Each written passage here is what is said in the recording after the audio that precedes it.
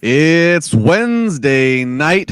You know what that means. It means you're closing it out with us on the Wrestling Inc. podcast to talk all things pro wrestling and AEW Dynamite. I am Justin LaBar, coming to you from Pittsburgh, Pennsylvania, being joined by my normal Wednesday partners in crime. First, he is north of the border in Toronto, Ontario, Canada. He was a sports entertainment referee for more than 20 years. He made a living off of counting to three. It doesn't get much cooler than that. He is Jimmy Korderas. Jimmy, good evening to you. Good evening to you both as well. And yeah, it's a good thing you didn't have to go too far past three, because like I say all the time, too many ref bumps over the years, you start to forget what comes after. But you counted to two way more than you counted to three. Yeah. I just wish I didn't have to count to 20 or in 10 or something like that. And we'll talk about that. See, that's how you know Jimmy has become a professional broadcaster. He knows how to tease. Speaking of teases, down south in the beautiful island of Puerto Rico, she is the spiciest thing south of Miami. She is our resident demon diva, Isa. Good evening to you. Good evening. Not even mad at that transition. Respect. Once again, professional broadcaster, okay? Transition, segues as we do it here. We're going to have a fun night. Appreciate everybody who is tuning in live, watching us across whatever platform it might be, Facebook, YouTube, Twitch, Twitter, and then to all of you that are checking out on any of those platforms in the archive, or if you're checking us out on the audio feed from wherever you get your podcast. Do apologize. I've said this before, but I feel like I got to say it again. I apologize on behalf of us on the podcast if it's not getting to Apple or Spotify or wherever you like it as early as you normally do. We do our bit, and then it just after that, it's workflow. It's out of our hands. So I apologize, but it is there. I can say that because we're live on these platforms, you can always come back and watch it immediately on these platforms, and you get to see us. I mean, take that for what you will, but you get to see us. And the visual's a big part of the show. We got the comments popping up. I mean, there's facial expressions, there's laughter. I mean, this really is a visual party. No, it absolutely is. And, you know, hey, and a lot of brightness coming off right now anyway, but I have to dim my light a little. Jimmy's taking shots at his own chrome dome. This is... Well, like I call it the Greek curse. So you grow hair everywhere except... Anyway. Isa, you weren't with us last week. How are you? I missed the show last week. I didn't watch it. My sister was visiting Puerto Rico, so I took her on a birthday celebration week. So it was a nice break. Sometimes we watch a lot of wrestling, so every once in a while it's just good to disconnect and forget about it for a little bit. And I actually got to do that last week. But yeah, I will get into it. But there was a few times tonight where I felt a little bit lost. So it does make a difference when you don't watch for a whole week. Yeah, especially AEW. They move fast. So yeah. Got to keep up. We'll get into it. Normally at this point, we would kind of open up with like a news block. There's like one piece of news, and I'm springing this on my co-host right now live. There's one piece of news I was like, all right, we could do it, but I'm like, it'll probably just make sense just to do it once we get to it in the show, and that is Fightful Select actually has a little bit of details and kind of context to who could the devil be. So we'll just hold that off for later in this podcast when we get to that. How about this, dude? You guys see this? Vince cashing in on some of his shares. I saw just a cool few $100 million he deposits on another Wednesday. Just another Wednesday. Yeah, just another day in the life of Vince McMahon. What can you say? Well, we're gonna find the number. And he still owns what? Like I think they said still has like 20% of the company. He still has 12. He has 12%. Before this recent transaction, he had 20, and then he went down to 12 after what he sold today. I thought it was 16, but nonetheless. But yeah, he's down to 12 now. Yeah, exactly. Regardless, he's a couple $100 million, and he still has 12% ownership of the company. That's okay, whatever. It was like $670 million, and that was after he gave a commission to the brokerage. Mm-hmm. And of course, all we complain about is his booking. Yeah, craziness. So wild times around here. Mm-hmm. Mm-hmm. That's one of those you just want to run into the man and just like, dude, one check you could write one person that would make a difference in their life. You'll never see the difference of that in your life for as long as you're still alive. Yeah. Mm-hmm. Craziness. All right, let's get into Dynamite. Speaking of craziness, we are in Ontario, not Canada. We are in Ontario, California.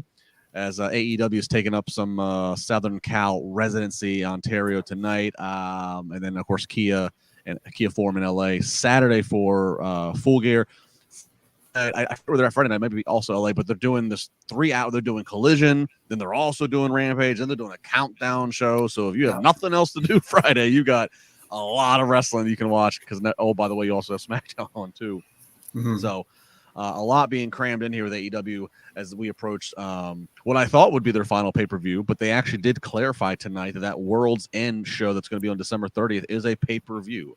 So that show that's going to end the year on Long Island, which I have a lot of suspicions about what could go down, that actually is going to be a pay-per-view. So this is not the last one. Full Gear this Saturday. All right, let's kick it off. Dynamite. We get Hook, the FTW champion, and Orange Cassidy up against Jon Moxley and Isa's favorite, Wheeler Yuta. This starts by the babyfaces attacking BCC in the crowd as they're making their Moxley traditional entrance. Eventually, though, Yuta's going to actually get the pin on Hook. And then after the match, Moxley says he is going to beat and destroy Orange Cassidy, and there ain't a damn thing he can do about it. Jimmy, I'll start with you. So this is obviously pushing. This is the go-home push for Moxley and OC. Did this move the needle one direction or the other for you?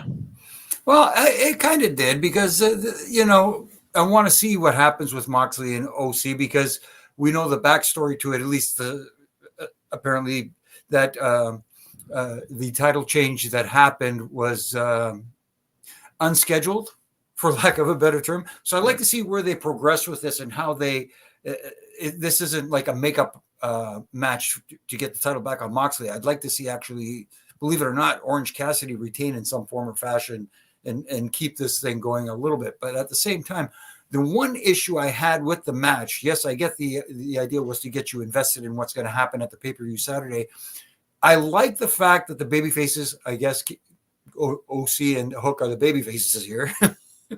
They came out and attacked the heels entering through the crowd, and they fought in the arena, so to speak, despite the fact we were having the match later. Street fight later, yeah. Yeah, street fight later. That aside, I didn't mind that as much as I did when two of the combatants made it their way back into the ring and started fighting in the ring.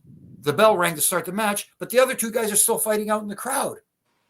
At least, maintain some kind of semblance of organized tag team match before you start the match. Because it just feels like sometimes in tag matches, especially in AEW, and yes, I know people are going to say, here we go, the tag matches feel like just throw all the rules out the window and make them all tornado matches. That's all. Yeah. Isa, this opening match, it's all just a vehicle for Moxley and Orange Cassidy Saturday. How are you feeling going into this? Like, is this? Yeah, so if it's a vehicle for Moxley and Orange Cassidy on Saturday, why did they have to bring their own cool stepbrothers to the party? Like, that's what I felt like. You know what I mean? Like, why? Well, because you're not going to give away Mox and OC all. I mean, you got to have already seen it. We already seen it. Have them cut a promo. Do some stupid freaking contract signing. You could have done anything here but that. I'm going to tell you the vibes that it gave me, okay?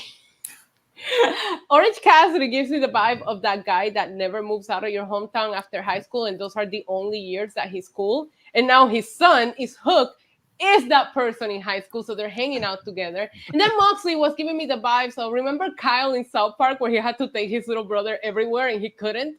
That's all I saw during this match.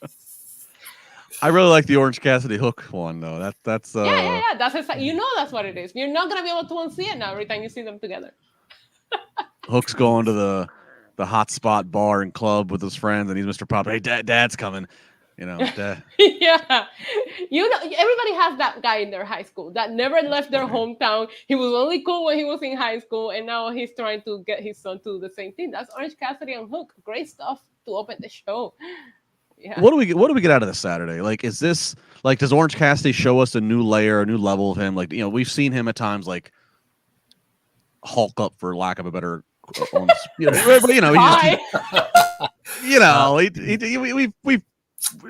see a new level of OC. Like, does Moxley finally get a vacation? Does he get written off? Like, what are we seeing here?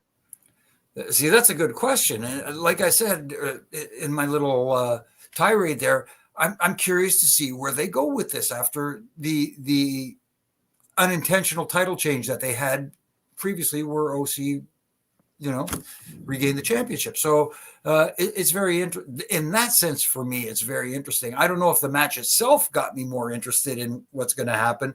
It's more the backstory of how they got here that's making me think, okay, where do they progress from here and where do they continue? Mm-hmm. Yeah, I'm interested to see the result of the match. I don't think it feels predictable just because of everything that went on with Moxley. We don't know if Mox was meant to have a long title reign and then everything kind of got derailed with the incident that he had in the ring with Rey Fenix, or we don't know if it was meant for Orange Cassidy to be the person to regain it back from him. I don't know. So I feel like I was interested in the result of the match, regardless of the opening matchup tonight.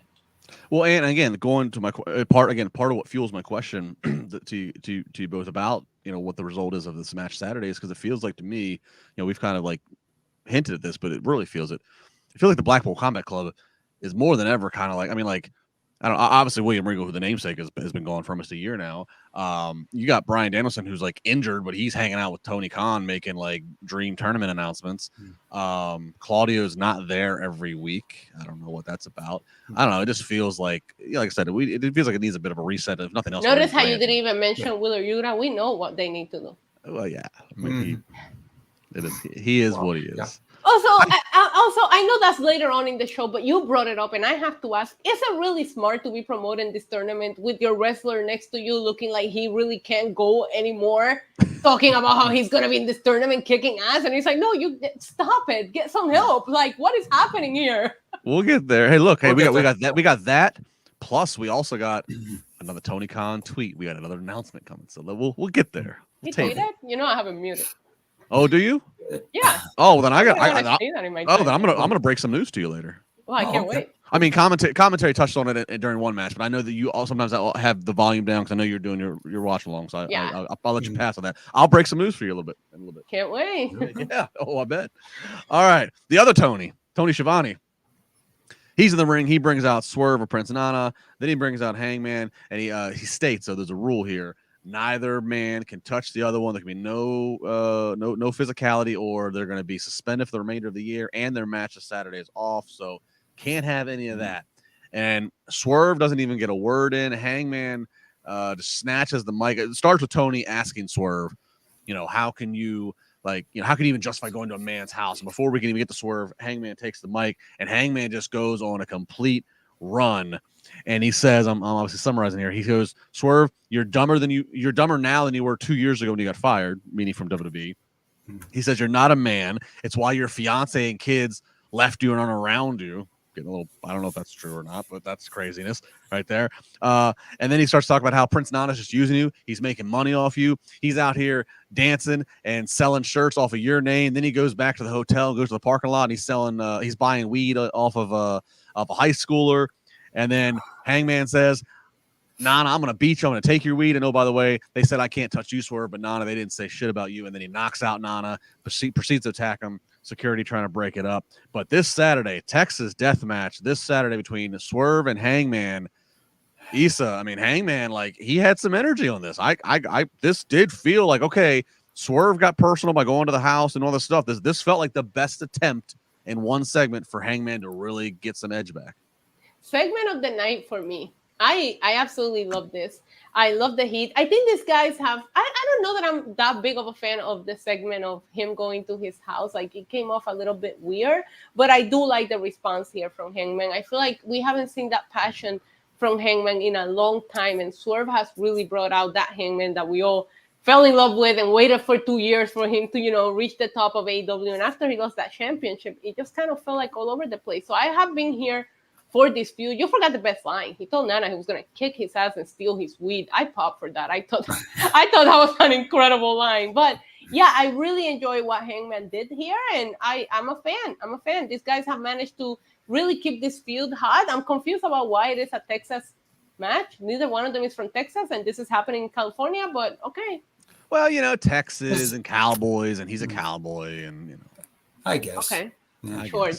If that's your biggest plot if that's in AEW, No, but I mean, as far as this feud goes, that's my biggest concern. Then they're doing something right? If I'm just nitpicking of what type of match they're having, they could have just made it a no DQ, though. They like their tech. I mean, hopefully they got a finish figured out for this Texas death match. Jimmy, did Hangman talk you into your living room couch to watch this, so to speak? He did a heck of a job in doing it. I thought he was, like you said, I saw I don't want to say I haven't seen this passion before in Hangman, but boy, did it come out tonight. And I love the fact that he made it personal. I may disagree with you about the weed line, so to speak, because we know there's another company that had an issue with a presenting a drug angle. Let's put it that way. An illegal drug. Weed. It just got. Okay, I get that. Ohio just legalized in 24 states, Jimmy. Yeah, okay, I think it's funny that he brought that up because on my watch along, I said we have dispensaries now. It's not that deep. We can get weed anywhere. Let's modernize this. I get that, but did you have to bring it up from a high school kid and make it that? I agree on that. Because it's legal up here in Canada too. They have one down the street called Growers Retail. You know what I mean? So yeah, I know it's because the beer store up here used to be called Brewers Retail. Yeah. Anyways, marketing geniuses there. But just the fact that he brought up a youngster in weed, I don't know, a high school kid. I agree with that. He could have got the same message across. Who said, "Oh, and then Prince Nana's going to go to the nearest Hot Topic and buy some weed or whatever." Yeah, that's fine. And then I'm going to steal your weed and have a beer, or whatever after that. But I didn't have to bring up the high schooler. The high schooler thing I didn't like. I'm going to beat you up and steal your weed. I pop for that. Jimmy's have it on note. Jimmy has particulars about where we're getting the weed from here. Exactly. If it's legal, Brewers. do it. What's it called, Jimmy? Brewers? No, Growers. Growers. Okay, that's what we need to change that promo immediately to Growers Market. There you go. Ryan Ramirez, super chat. Thank you, Ryan. Love the show, guys. Hi, Jimmy, Isa, and Justin. Hello, Ryan. Appreciate it. Hey, Ryan. Super chat's always gonna get yourself as the fourth man or woman on the show. So, yes, I also wanted to mention, yes, that Tony Schiavone did bring up the stipulation that if these two had any kind of physical altercation, that not only would the match be off, they would be suspended for the rest of the year and fined and so on and so forth. This is where I think the use of a quote unquote general manager authority figure comes in handy, to be standing there in the ring with Tony, acting like the boss, so to speak. You don't have to bring Tony Khan out, but have someone like I'm just using Adam Pearce as an example, who's been great on Raw as a general manager. Have an authority figure for situations like that. See, that's actually, I'm going to disagree with you, Jimmy, on that. You and I are usually pretty like-minded on a lot of things. But I say this with actually all the props to Adam Pearce, because I feel like he's done a really good job, especially as of late. But that actually is one thing I've gotten very whatever with WWE, is that, especially with WWE, and I thought this before AEW was ever a thing. I would have told you this back in 2014, because we all know that the McMahons run WWE, and that for all those years Vince is right behind the curtain right there and whatever. I always thought the GM thing was kind of like, all right, this is a trope that's way past its expire date.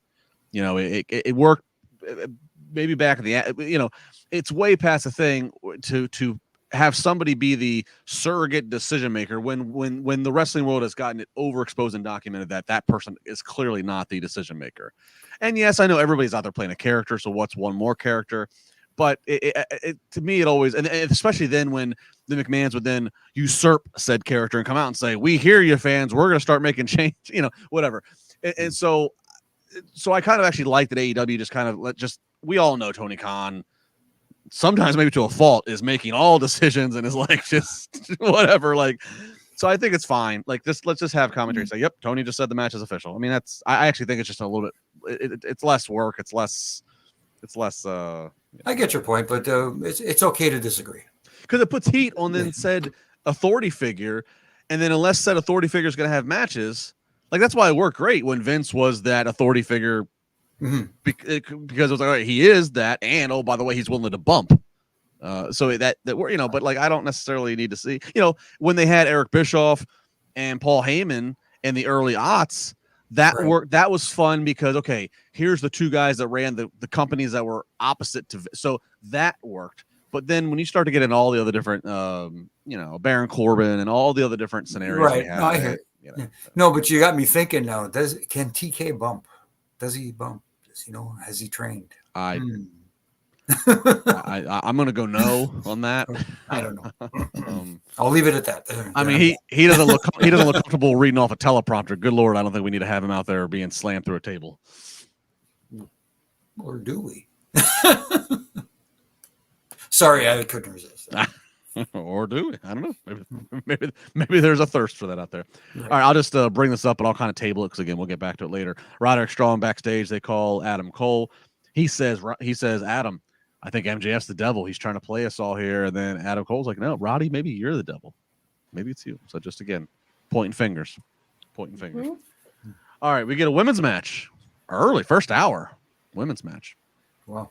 Sky Blue versus Red Velvet. This is a match that's going to determine the winner will be part of the title match Saturday against champion Chris Statlander and the other challenger, Julia Hart. Story going into this is that Sky Blue just hasn't been the same, hasn't been herself since she got the mist a few weeks ago from Julia Hart. So that's the whole thing. At the end of the match, it's ultimately Sky Blue's going to get the win. She hits the code blue on Red Velvet. I tweeted this, and Isa, I'll throw it to you. I thought the match wasn't the cleanest or crispest, but sometimes that's okay. Sometimes that, you know, the struggle is real. But I thought both ladies worked their asses off for what was they had a commercial break, I believe, in between. So 2-segment match, they got to fill some time. Yeah. You know? Yeah, I was very happy to see the women on at that time. Just the irony that I'm an hour ahead, so it was at 9:30 my time. So I thought that was funny, but I love seeing that. I do think that I like the continuation in the story with Sky Blue, you know, getting the miss from Julia Hart, especially because now going into a triple threat, Julia Hart is involved. So are they going to work together? Like, what's going to happen here? It does make me curious. And the match had the right result. It did make me wonder, like, we haven't seen Red Velvet on TV in like forever. And I think she just came back last week and she's already getting a title shot. Like, I don't know that that's consistent. But as far as in-ring goes, I enjoyed it. I thought they killed it. Love seeing them on earlier and love seeing them get some time. Yeah, Jimmy, thoughts on the ladies match? No, it's funny, and I say this all the time when I'm on here, is that the crowd tells the story, and at the beginning of the match, they were very quiet. They didn't sound like they were very much into it, and as the match progressed, especially after the commercial break, they got the crowd back into it, and the crowd started getting invested in what was going on, and that's the tall tale sign. Once the live crowd starts getting invested, and they got them back. Let's put it that way. They went from, oh no, you know, here's a crowd that's quiet, that's not responding to, oh, look, they came alive. They're into it now. And I appreciate that because the women worked hard. And like you said, Justin, maybe may not have been the crispest, may not have been the smoothest. It was a little rough at times, but at the same time, again, it makes it feel like a struggle, like a fight. Yeah. Armando, I thought this too. Sky Blue looks like she made a ring attire out of the Mystery Machine. I couldn't make up my mind. Was it the Scooby-Doo Mystery Machine or was it like Nickelodeon Global Guts? I couldn't figure out like which scheme she was going with. I kind of thought. I like to think the Scooby-Doo one, but anyways, I'm a big Scooby-Doo fan. What can I tell you? Oh, I'm with you there. So Sky Blue up against Julia Hart and Chris Statlander this Saturday at Full Gear. Yeah, that's one that I actually truly don't know. I don't think it's a given that Chris Statlander retains. I think that Julia Hart certainly got some momentum with how they've been booking her. You know, Sky Blue, she's probably like the biggest underdog out of this, but I wouldn't be shocked. And if I'm not mistaken, she's from Chicago. Well, they're not in Chicago, they're in California. Never mind, I'm confusing my pay-per-views. Disregard. Confusing. But they're in Chicago a lot, so I give you, you know. Well, Survivor Series is in Chicago. Yeah, so there you go. Well, actually, no, you know, but they're in Chicago next Wednesday. They're in Chicago on the eve of Thanksgiving. That's right. So, if she was to win, she will go home with the tie. I don't know how this is going to go, but I do think that Chris Statlander has had a massive push. So, again, that's why I'm curious to see if these two women will work together, because we did see Julia Hart not being able to defeat Chris Statlander. So maybe, you know, I'm curious about the storyline. They've done a good job here. Yeah. Yeah, shout out to Rick Shaw with some Nickelodeon Global Guts reference there. They're in Chicago next week. They do it's like their eve of Thanksgiving thing. So yeah, Sky Blue could go into Chicago as champion. So programming note, I don't know if there'll be a podcast. I can't speak for that. I know I will not be there. I will be out of town, and Wednesday's my birthday, so I will not be near any live mics. Happy birthday! Happy birthday, buddy! Next week, anyways. Next Wednesday. Yep. Wednesday. I will not be around any live mics on a Wednesday night. That's for damn sure. Mm-hmm. All right, keeping it moving here. Backstage, RJ City's going to introduce Mariah May to Toni Storm. Now, Isa, you missed this last week. I don't know if you got to go back. Did you get to see Mariah May at all live on Dynamite? She made like her backstage debut. Did you see this at all? I did see a clip of it. Yes. Okay. So, and I thought it was pretty cool. I had said to Jimmy last week and to Jack, I said it kind of gave me like 06, like Mickey James vibes, like had the stalkerish to Trish Stratus kind of vibe. Mm-hmm. So they're standing outside of Tony's dressing room. Mariah May is just geeked. They knock. The door opens. Everything turns black and white. I love that little touch. Mm-hmm. They go in.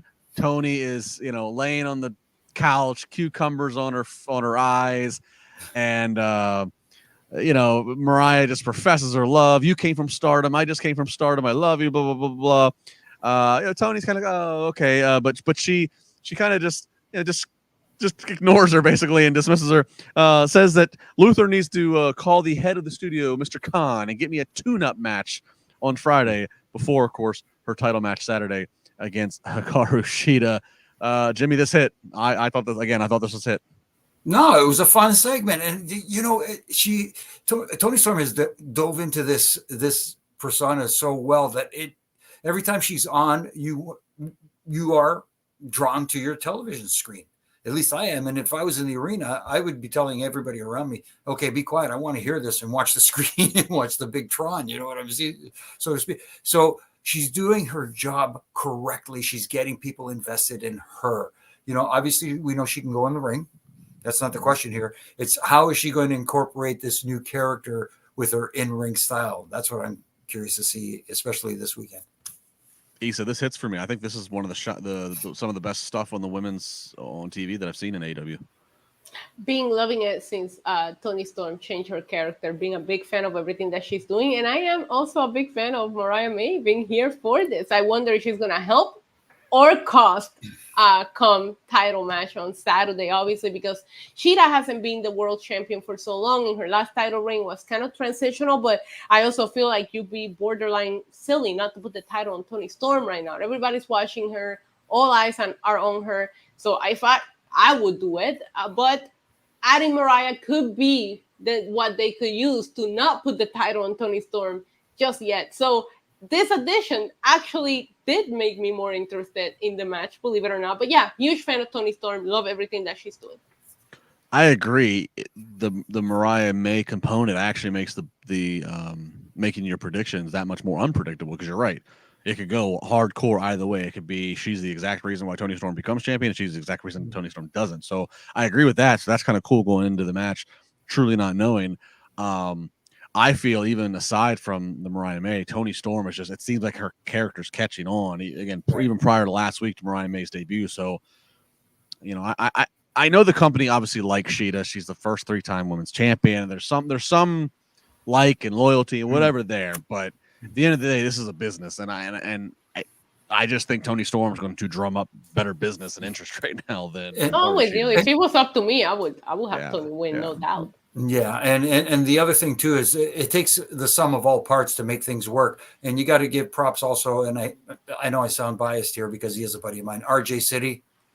Oh yeah, man, he is just great in that role as well. So everybody is doing their part in presenting this so well. RJ's for absolutely. Yeah, for somebody that got to manage RJ for several years, he's just a tremendous entertainer. Yes, I remember who was talking about RJ City today, and I was like, LaBar told me about RJ City like 9 years ago, bro. He's been here. It's so appropriate that he's in the role that he is, because RJ is a professional wrestler, and that's how I managed him. I was, he didn't need a mouthpiece, but I was kind of just an accessory to his presentation, is how I'd always refer to it. But the funniest thing was, RJ was a guy who was like, he did not need a bump. he didn't. Obviously, he could bump, but he did not need to bump or do wrestling moves. He was just so entertaining, just his presence. He did the wrestling bit because the audience eventually wanted to see him bump and get his comeuppance. But so it's very fitting that he's got a role right now on national TV where he doesn't have to bump because his strength is his communication, his abilities on the mic. So very happy to see that. And the AEW, if you guys have not checked that out, it's a YouTube series on the AEW channel. It comes out, I think, on Sundays, and it's RJ, and he does these sit-down interviews, and he makes it the most awkward interviews possible. And he's done them with they're fun. They're a lot of fun. So there's our RJ City plug. Yeah. All right, Samoa Joe. He's up against. I didn't even catch his name. They didn't even give him a graphic. I think they called him John Cruz, maybe.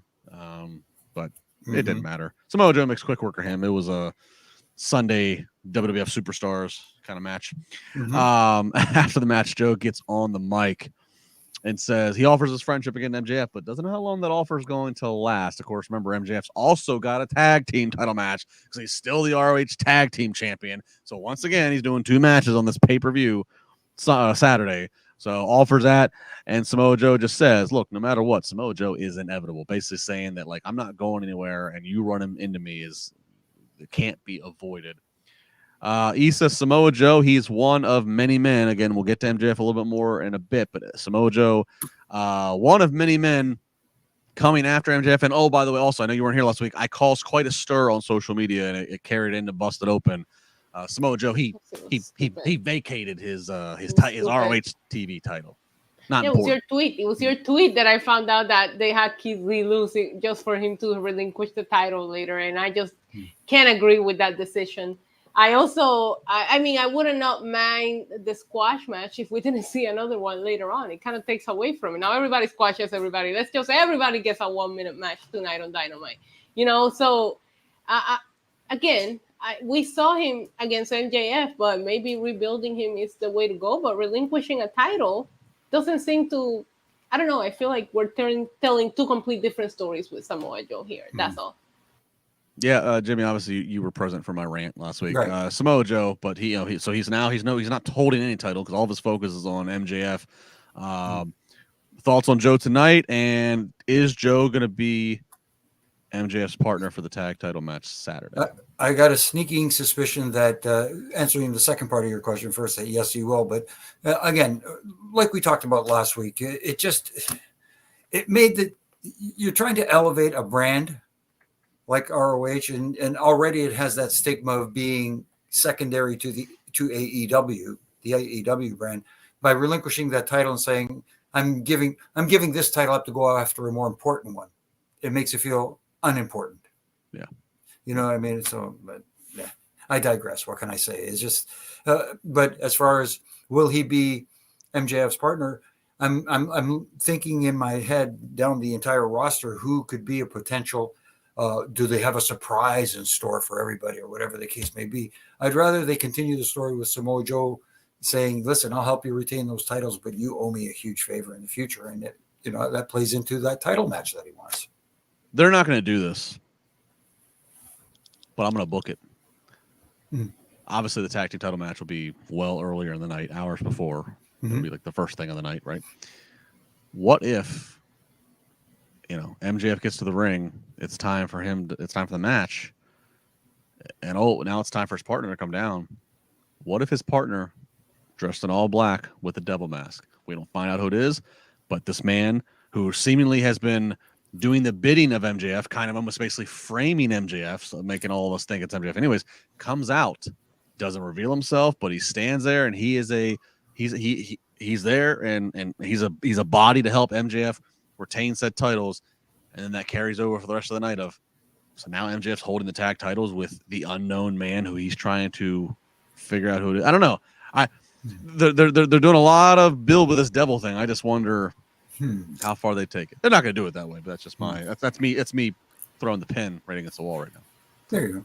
Yeah. I'm not mad at it, but I don't think he should have those Ring of Honor tag team titles. Oh, hell no, he shouldn't. Dying on that hill. No. It's such a stupid decision. It's so stupid to have him wrestle twice on a night. It's undervaluing him as a world champion. I just can't. I hate every second of it. Yeah, but Ring of Honor title. Ring of Honor shouldn't even be involved in any of this.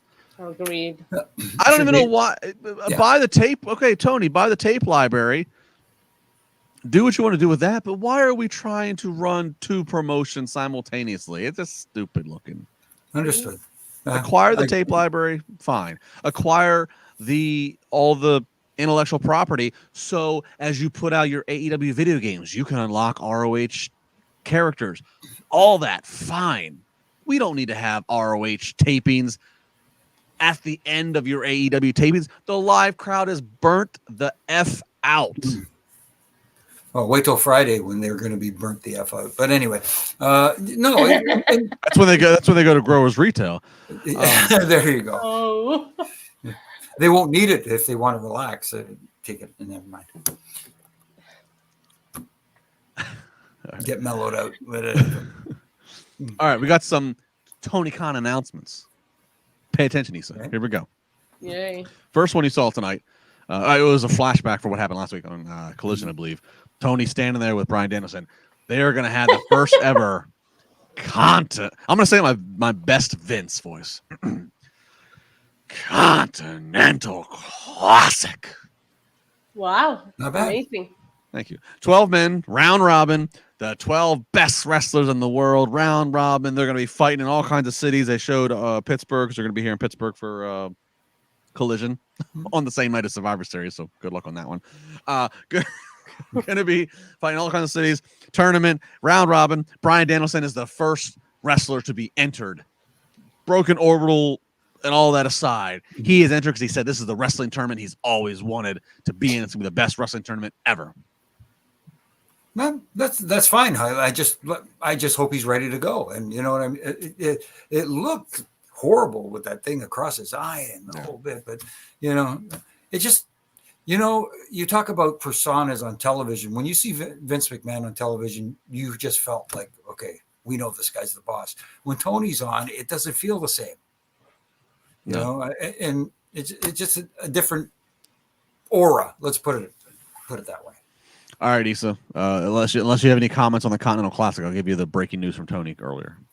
Oh no, I told you my thoughts. Bryan Danielson, whatever his name is nowadays, he needs to not be cutting promos looking like that. It's concerning. It doesn't make me any more excited for the tournament. All right. So we have the tournament, which is going to kick off here soon. I don't think they gave a date. Yeah, I can't wait.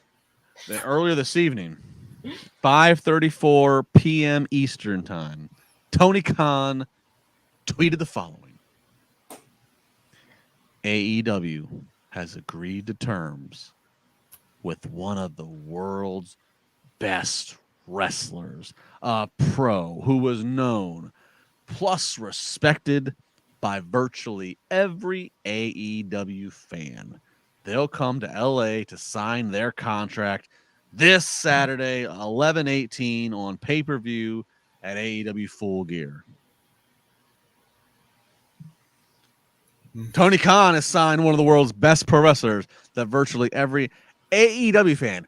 I thought that was interesting. He didn't say every pro wrestling fan. He did say AEW fan. I don't know what that means. I don't know if he grabbed like, I don't know who he grabbed. I don't know. It's Ospreay. Don't you feel elevated already? I thought Ospreay was. I thought he wasn't available till like January. Maybe he bought him out. I guess they do have the relationship. Ospreay's in New Japan, right? So I guess they do have the relationship with New Right. Japan. Maybe he could have bought the contract out. It's Ospreay.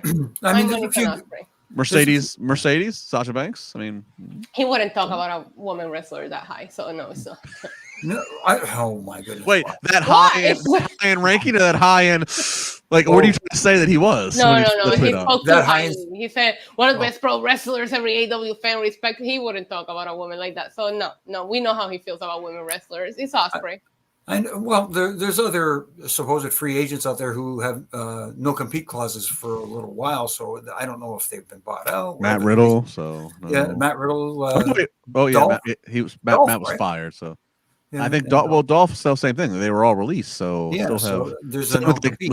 Mustafa Ali. All of them are still in the 90 Right. days. So Right, exactly. So if it is Mercedes Moné, I don't know. what are the names that are out there? I'm trying to think. People are saying Ziggler. No, Ziggler again. He's in the 90 days. So And it's not MJF because he's under contract till 2024 at least. Anyway, so oh god, what a thing that would be if that was. Oh, I know. Yeah, I mean, If I was a betting woman, I will put my money on Ospreay. I'll leave it at that.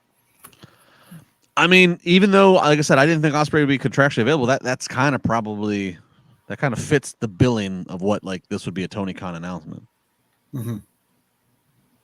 Well, no, anything is a Tony Khan announcement nowadays. Like, you know what I mean? Like, it could be like tickets are for sale. Buy a burger, get a ticket for free, and he makes anything an announcement. So look, he says things are huge. Every guy size is relative to every guy. I mean, so it is what it is. All right. All right. Well, so we'll tune in Saturday. One more reason to tune in. Well, he's got one of the world's best pro. I assume said pro wrestler is signing, and said pro wrestler would be part of this Continental Classic, right? That this seems to all fit the bill of like we're trying to put together the. It would make sense in most worlds. Let's put it that way. Right. All right. No. Jack in the chat. WWC in Puerto Rico just said that he might be coming soon. We're not trying to break any NDAs or anything here. We just said he might be coming soon. That's all. All right. Very good.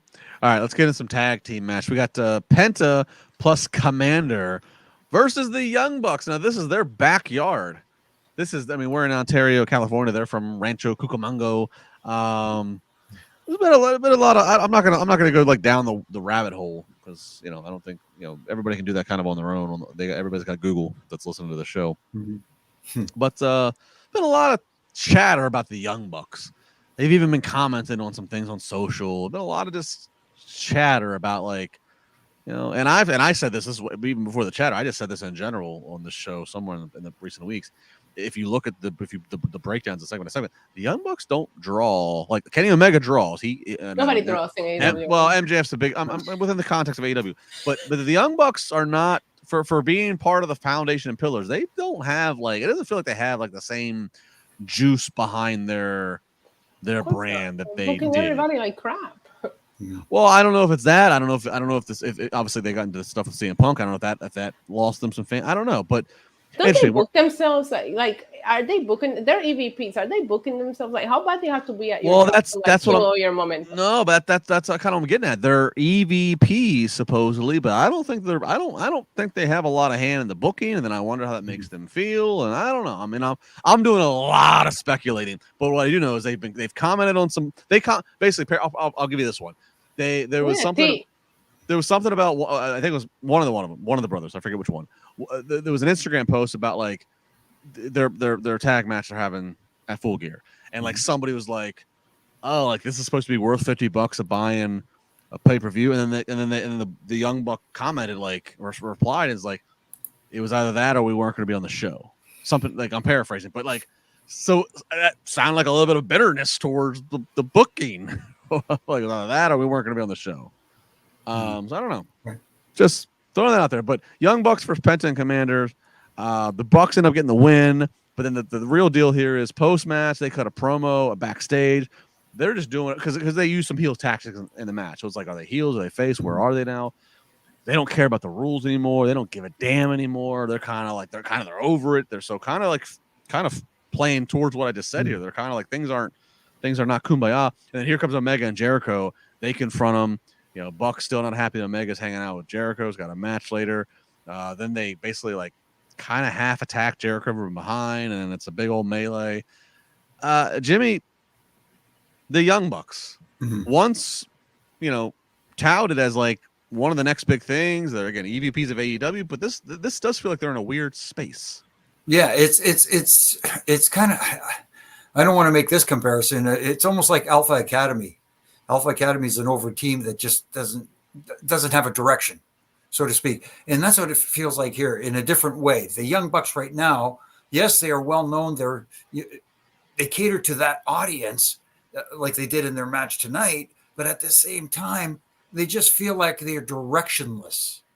It doesn't feel like there's an actual game plan for them other than to go out there and have matches and have them on the show and display their talents, so to speak. It doesn't feel like there's any purpose to it. The match tonight, if you want to talk about the match tonight, a lot of stuff in that match, which was very creative. And oh my God, if that's your thing, you enjoyed the match. For me, it was a little, you talk about 20 and 10. That was 20 and 10 for me. That's for sure. But like I said, for the Young Bucks right now, I just feel like I don't see if there is a direction for them to go in, other than the fact that they planted that seed with Kenny and the other member of the Elite. Is there going to be tension? Can they coexist? Yeah, Stephen Camp saying Bucks went out of AEW, but they just signed a like 5-year extension. So, yep.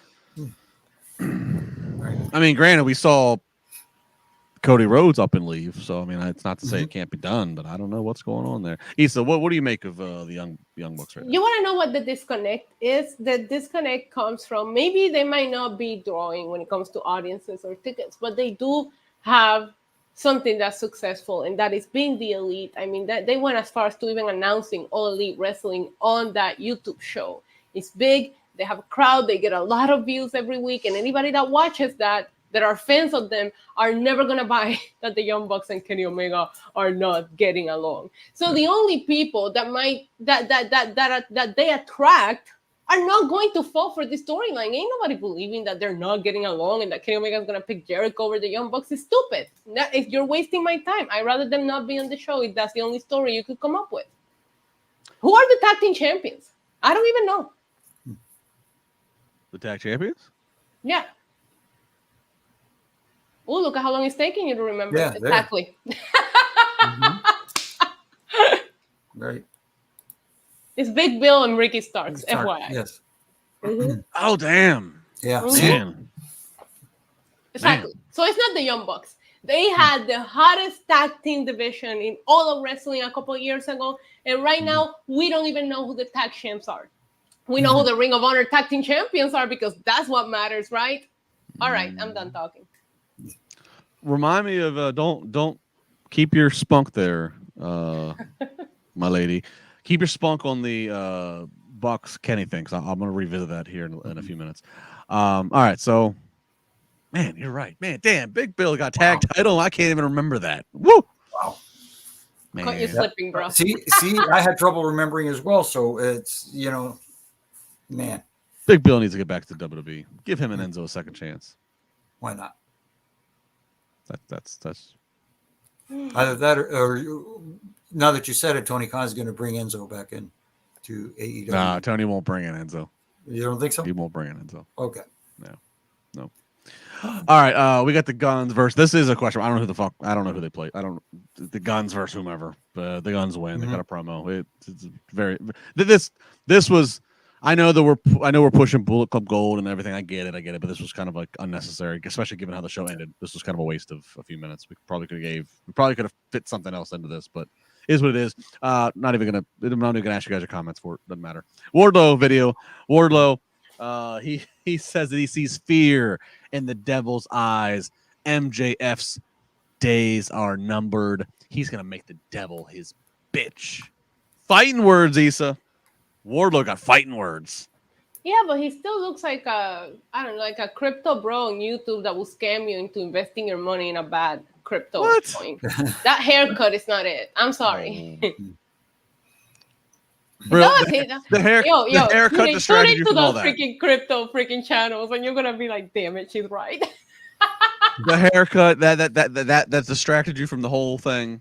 Yeah. Jimmy Wardlow's coming for MJF again. Yeah, but so now I'm supposed to be thinking about that. And Jay White this weekend has got his title shot. Now I'm supposed to think that MJF is going to get. There's a chance that he might lose this weekend, lose the title. Why not give the Guns? Sorry, Jimmy, but why not give the Guns squash match to Wardlow? Because I believe we saw him. I don't know what he did last week, but. What did Wardlow do last week? You guys were here. Last week, MJF was, I think, backstage going crazy. And I think that was that last week that Wardlow just bombarded him and just basically choked him up against the wall. No, that was a week before. I was here for that. So what was last week? So if he didn't do anything before that, then maybe you could have had one of those squash matches go to Wardlow. Last week might have been another video vignette. I feel like we saw him. We saw something, but I guess if that wasn't the backstage thing, then it must have been a video. But the interesting thing about Oh, Go ahead, Jimmy. I have notes. Hang on. I have notes. Hang on. No, the video of the that they showed tonight. After it, what did we see? The devil. Exactly. And, Wardlow talked about the devil, basically calling MJF the devil. But then right after his little video package aired, exactly right after we see that picture of the devil. The devil's not Wardlow. I mean, unless they're just going to do this thing where they're just going to put anybody under the mask, but the devil is definitely smaller than Wardlow. All right, so that's like a perfect segue. We're kind of jumping like slightly to the street fight, but I'll just go ahead and because Isa's segue was so perfect to that. So here was the piece of news that I was going to bring up at some point, and again, and I can say it, and you can just let it swirl on your head, and we can revisit it in a few minutes or whatever you want to do. But according to Fightful Select and Sean Ross app, one name that can likely be crossed out, in recent Instagram stories aside, CM Punk. Unless it's the giant work on the EVPs, on top talent, on the people that were actually involved in the storyline, it's not CM Punk. Unless it is, many of the same people have also said Britt Baker is not lying. She's also not the devil.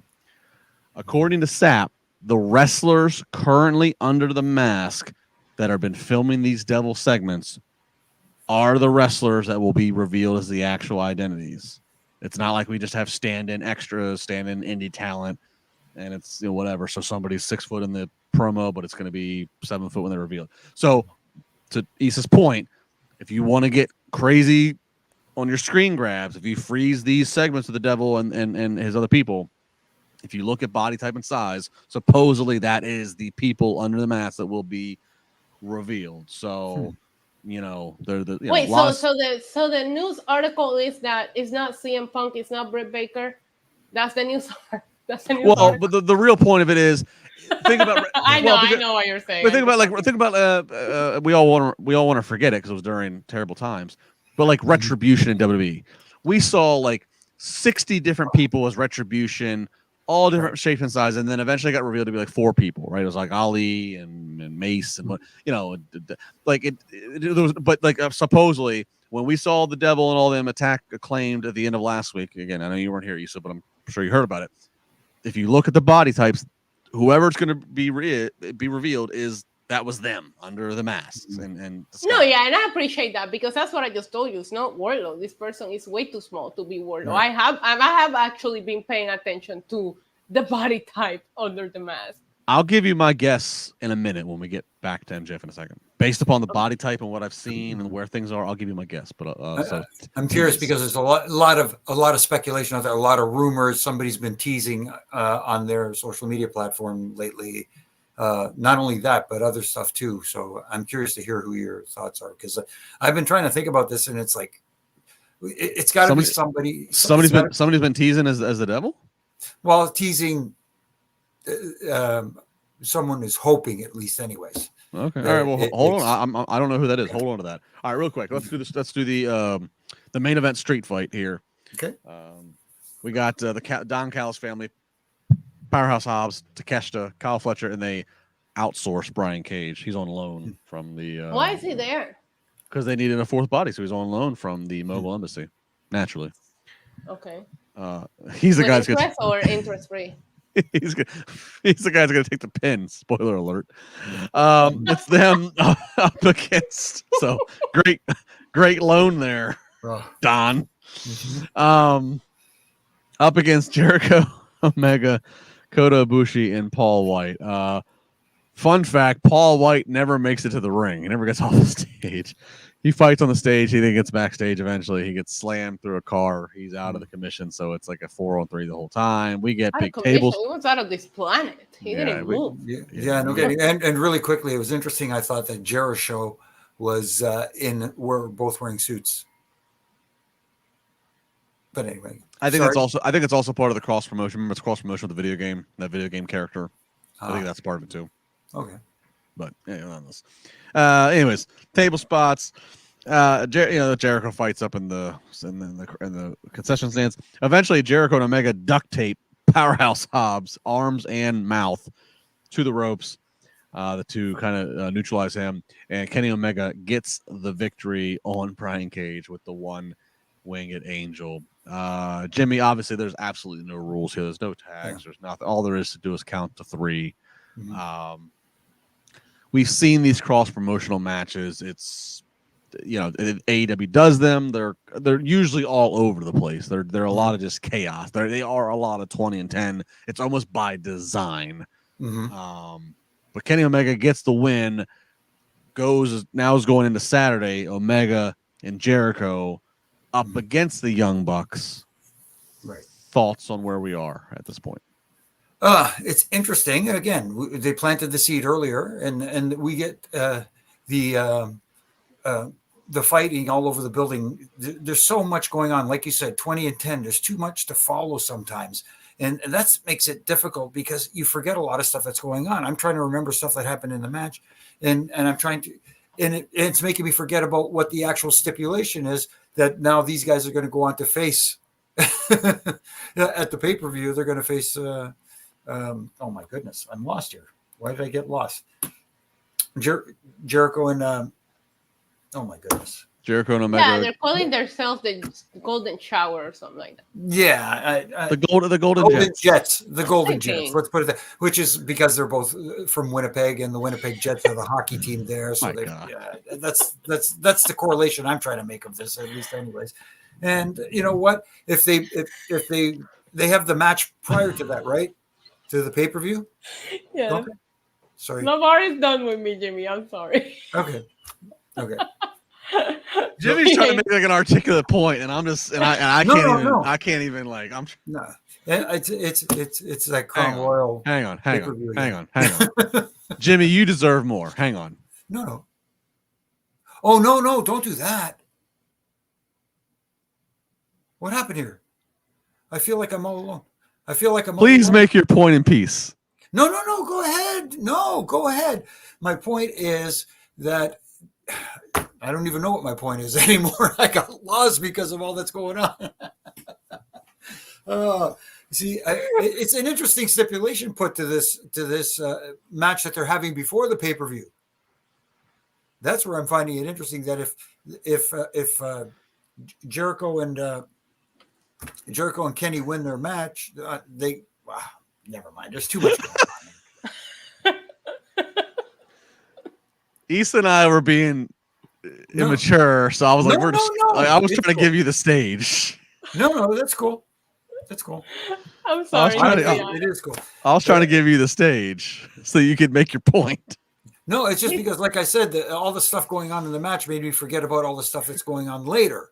You know, right. I'm thinking of stuff like the slam on the 10-speed bike there, or however many speed. And I'm thinking to myself, are you kidding me? There's pedals sticking up. You've got handlebars. You've got, come on, guys. I get it's bad enough you're doing stuff in thumbtacks and you're using, bats and chairs and all this kind of stuff. And anyways, why add more danger to a situation when you don't need to? But anyway, this whole match was dangerous. I had a murder count instead of like it felt like half of these people died during this match. The bicycle spot. Well, first of all, you have whatever they did to Paul White backstage because like every time they would go back to him, he had not moved. And at some point, it's like, is he selling or is he okay? You had the bike spot. You had that crazy table spot that Omega did. And then you had that, I think they did like a pile driver onto like the outside, like a table. Like there was too much. And I also did think it was too long. Sorry, a tombstone there. And you know what? And all those things are huge moves that need to be sold the proper amount of time, and I don't think they did that. Correct. Let's put it that way. Here's two that I remember, and I'm sure there's more. The first being Paul White choke slams Kyle Fletcher off the stage, and thank God Kyle's okay because it looked like there was two tables set up, and Kyle only hits the first one, and so I hope it looked like his head brushed on the one that didn't break. Scary, but he's back up a few minutes later, back in the match. It's like usually the choke slam off the stage spot through the whatever is usually like you're donezo for the night. So I was like, all right, that's kind of whatever. And then, as you said, they end up doing the tombstone pile driver through like off the apron through like the sign or whatever the thing was, the menu or whatever it was on the outside. And then like Ibushi's back up a minute or two later, and commentary even says Ibushi's back up after being like they even kind of like drew a light to it, like he's back up when he shouldn't be. There was another spot through the table. I think Kenny was the one who went through the table off the top rope to through the two tables to the outside, and he's back. Yeah, you know. Anyway, and I did think it went on too long. Yes. And at some point, it's like, what are the crazy spot are they gonna put? The match went on for so long, and it kept getting crazier and crazier. One of my notes says, "Somebody will die." It's literally written on my note. You know what was the best no sell in the entire match was when Jericho and who was it? Oh my goodness, was it Takahashi? Takeshita were fighting up in the near the vendor. And the lady behind the counter there, as they were fighting around her stand, and Takeshita went up on top of the drink coolers, coolers, standing up there, and she was standing there like, oh my goodness, what's he doing up there? You know what I mean? She was not impressed. No, not at all. She's like, this son of a bitch is stopping me from making some money right now. Bernie in DC says cross promotion matches with AEW and whatever they are with are definitely in stock at Potatoes R Us. There you go, Jimmy. Jimmy, you're the GM of Potatoes R Us. There you are. Potatoes R Us. Write it down, Jimmy. That's a good one. Potatoes R Us. All right, so we get all that chaos. All right, so tag match coming this Saturday, and then we get MJF finally. He ends the show. He comes out, says he can't outrun his past. Apologies to the Acclaimed and Adam Cole. They've gotten caught up in the mistakes of who he once was. He says he's lonely on top of that mountain. He is scared. He's got all these guys climbing up, coming after him, but he's not going to quit. Enter Jay White. Jay White tells him, drop the act. You're not a hero. Rest of Bullet Club Gold attacks MJF, and that's how we go off the air. So at this point, all things are going towards MJF needs to beat Jay White, physically get his title back in his possession, his AEW World title. But of course, there is the giant wild card of who is the devil. What is the scenario going to be? So a minute ago, we talked. We were talking about how whoever's actually under it in these other segments is the reveal. I'll tell you what. By looking at the body types and then by looking at where we are on paper with status, I would not be shocked if the devil and his company, because it seems like it's been more than just one person, is the Young Bucks. And I don't know if it's the Young Bucks and Kenny, and it's like a swerve there, or if it's the Young Bucks and Hangman, because the Bucks and Hangman are all kind of taking like this. Well, the Bucks, especially Bucks, are taking like a heel kind of role. Hangman, I mean, like he's just firing up and just had a guy like home invade him. So I don't know, but I feel like the Bucks are somewhere involved in this. I feel like that's where we're actually going with the Bucks, is that they are part of this. I don't know all the rhyme and reason. I don't know what it's going to mean. I don't know if it's going to make sense. I don't know any of that. Hopefully AEW does. But I kind of feel like the Bucks and some variation of the people in the elite traditional roster is what this is going to be. And then before I toss to you guys, again, I can't get past. I'm going to keep saying this. MJF's probably going to retain this AEW World title on November, what is it? 18th. 18th? Yeah. December 30th. Just as the end of this calendar year comes, as he keeps saying, that's when his free agency starts. It's 2024, and it's in Long Frickin' Island, where he's from. I cannot get it past that he's going to be part of the main event, and that's going to be the show where he drops the title. That's an interesting concept. I am more than I can't believe it, but I am more than convinced than ever. I don't think MJF is long for the AEW world. I think we are in his final weeks, and that's where we're headed towards.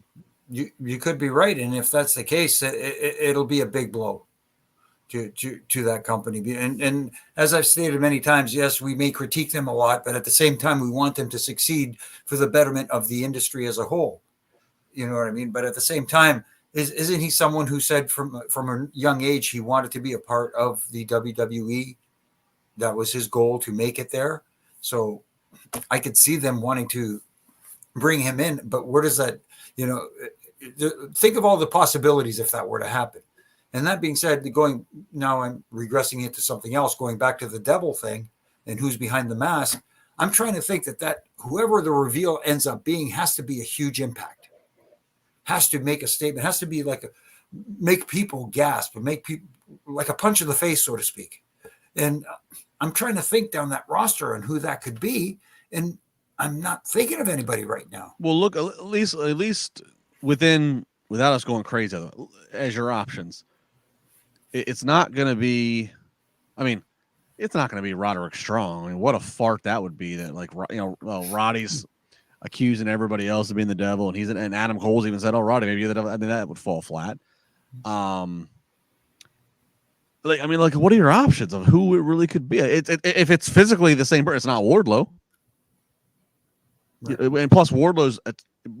I'm coming. I'm in your face. I'm coming at you. He doesn't need to hide behind a mask. It's not Joe. Right. I mean, like, in terms of who, that's what I mean. Like the Bucks or whatever, maybe. But I mean, and then from the outside coming in, I can't imagine it's going to be somebody from the outside. Like who could you reveal? It's like, oh my God, they were the devil. They've been. I don't know. Isa, like, we're all not going to be together on Saturday, so I guess final prediction: who's the damn devil? Do you think they're going to reveal it on Saturday? I would hope so. Well, then maybe it's the new signing. Maybe it's Ospreay. Ospreay's not that big of a build, like next to like MJF or like the people that we've seen. You know what I mean? He fits that stature. Yeah, maybe it's not Adam Cole, because Adam physically can't do anything. So right. I mean, yeah, this is a tough one. Like I said, it's got to be somebody who makes an impact. I want the devil to be aligned with MJF. I want MJF to go back to being a heel. I hated tonight's promo. Why admit that you're scared? I hated that when he came out, they introduced him as the Ring of Honor Tag Team Champion before they mentioned AEW World Champion. I hate everything about what's going on with MJF right now. So I'm hoping that this is a huge swerve. Him being a babyface is a huge swerve. And that we seen, pardon my French, asshole MJF come back, and he was ready for Jay White. He was ready for his people, and they were just not ready, because that's what I'm used to from MJF. Not this crybaby MJF, I'm scared. Like, that's not who he is. So I'm personally hoping that the devil and everything surrounded is MJF preparing for this, making an army of people to prepare for the people coming from him. That's what I hope the swerve is, because I don't like this weird tweener babyface MJF. Adam Cole is not in the picture anymore. We don't know when he's coming back. Move on and go back to what MJF is good at. Whether these are his last weeks or not, this is not how we like him to go out either. But hey, you probably don't want him. If you're right on your conspiracy, LaBar, you probably also don't want him going out with all the glory. So maybe they're just cooling him down. That's the funny thing, is that if Tony Khan booked the way traditional wrestling promoters book, if he knew that there was a pretty good chance he's losing MJF soon, you would water MJF down. Correct. You would making a baby face admitting to be scared on the go home freaking segment. You would cool him down, or you would make him disappear out of sight, out of mind. But as I go back to the Jade Cargill thing, it's like, no, like they brought Jade Cargill back after she'd been out of sight, out of mind, to let her have one match where she lost on TV, but you still put her back on TV, and then she's on the cover of Sports Illustrated stories that she's signed with WWE. Right. So, like, it's almost like, if Tony Khan should cool MJF off if MJF's getting ready to jump ship and go to New York. Right. Yeah. But he's not going to do that. He's going to ride out pay-per-view main events until the end, at the very least, with them. Well, right. Yeah, I get that kind of logic, but at the same time, you have to think forward. Yeah. You know what I mean? Beyond that. But you gotta remember, there was so many times where MJF tried to feed us a Christ story. He did it with Regal. He did it with Punk, just to turn around and give us the swerve. The issue is that back then we got the swerve immediately, even if not within the same promo as he was doing it. Mm-hmm. I am hoping that that's where we're going with this, and he's just preparing because he knows everybody's coming after him. Isa, I like that approach the best. I do like the approach, like you said. Yeah. Make everybody think that you truly have, like, turned whatever. Yeah, you care about everybody and all that. Have him beat Jay White, hold that title still, but then it reveal, you're right, the devil truly was under his control and whatever. Make him again, bring him back to, because again, think about it. What legitimately made MJF go from, in their booking, what made MJF go from the scumbag MJF to the lovable babyface, I'm your scumbag, was the Adam Cole stuff. But then once Adam got injured, it was kind of like, all right, well, now we don't have that anymore. The best we got is Adam Cole on a FaceTime. So I would say, yes, go back to scumbag MJF. Go back to him being the biggest piece of shit possible. Build to that for the December show. And then if he is in fact leaving, let him be the biggest piece of shit who then gets beat and gets dethroned by somebody who the crowd wants to be behind. My vote would be Wardlow. Yeah. That would be the way I would take it. I agree. Send him packing as the piece of shit you want to see get their ass kicked and whatever. I agree. That's the way to go. So I like your whoever the devil should be. I think it should be, if it is the Bucks and whoever, let it be found out that like MJF's been manipulating everybody. Yeah. I don't know. It's interesting because, like you said, MJF, like tonight, did he get that sympathy that the babyface is supposed to get when they get beat down like that? I don't feel like he did. Yeah. But they also had to rush the beat down because we had a 30-minute street fight, and then you had MJF talk for like 8 minutes, so they had to do the whole beat down in like 2 minutes. I don't even remember the crowd reaction. They had to rush it, and I made a note too. I thought this crowd was kind of like crowd had some high points, but like. I was joking, going back to my Bucks critique. I'm like, this is supposed to be the Bucks' backyard. Aren't they supposed to be able to walk down the street and just be able to sell tickets to everybody in the neighborhood? Like, I felt like this was like a lackluster kind of crowd. And if you look at the wide shots, the upper decks are very dark. Let's put it. Oh, that's been for a while now. Their houses have been just. Yeah, I follow WrestleTix, and I was like shook to see that the last time they were there, they had drawn like a 7,500 plus house, and this was 3,500 tickets sold tonight. Like, that's terrible. And that was a Rampage, by the way, the 7,500 last time they were there. But what I also noticed is that last time we were here, for everywhere in AEW, it's like within a year or less, you're going to the same places too often. It is bound to happen no matter what. Yeah. And going back to this devil thing, I've seen people posting that it's Jungle Boy Jack Perry and blah blah blah. That would be a very wah wah wah. Good God, a whammy. Let's put it that way. That would be a whammy. And somebody else I saw suggested online. I can't remember who it was. I saw it there that they're speculating. Wouldn't it be the biggest swerve in the world if it ended up being CM Punk? It's not. I know. It better not be. It's not. No. It would be a huge swerve, but it's not. Yes, it would, but no. And it better not be Jack Perry. It ain't Jack Perry. Yeah. All those guys in the beatdowns are bigger than Jack Perry. And that's the scary thing about this whole thing coming up with the reveal. It feels like press your luck. No whammy, no whammy, no whammy. Stop. And you don't know what you're going to get. Right. It's got me a little sized for Saturday. I'm not gonna lie. I am intrigued. I'm curious. Right.